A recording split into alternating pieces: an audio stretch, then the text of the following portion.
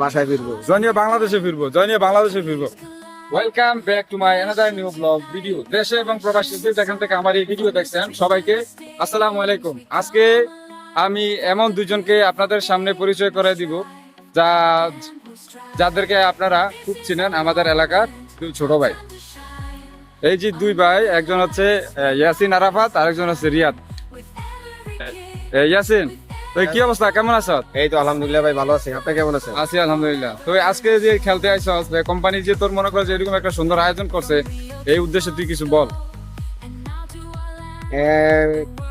প্রত্যেক বছরই এই আয়োজনটা করা হয়। আমাদের কোম্পানি সিনটেকের পক্ষ থেকে আয়োজনটা প্রত্যেক বছর করা হয়।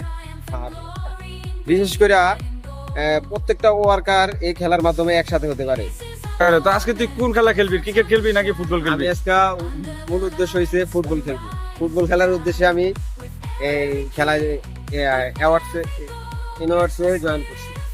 আচ্ছা ঠিক আছে, এখন কথা বলবো রিয়াদের সাথে। রিয়াদ, কি অবস্থা, তুই কোন খেলায় অংশগ্রহণ করবি আজকে? আছি ভাই, বল।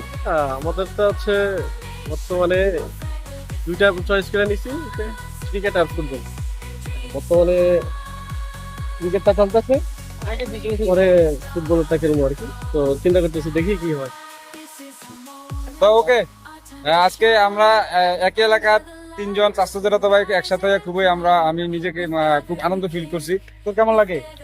আছি ভাই আলহামদুলিল্লাহ, আল্লাহ ফিলটাও খুব আনন্দ বোধ করতেছি আর কি। তো দোয়া রাখবেন আমরা যাতে উইন হইতে পারি। আচ্ছা, তো হ্যাঁ, তো কি অবস্থা? আমারও খুব ভালো লাগতেছে এই খেলায় জয়েন কইরা। ইনশাল্লাহ জয় নিয়ে বাসায় ফিরবো। জয় নিয়ে বাংলাদেশে ফিরবো, জয় নিয়ে বাংলাদেশে ফিরবো। ওকে, ভালো থাকবেন।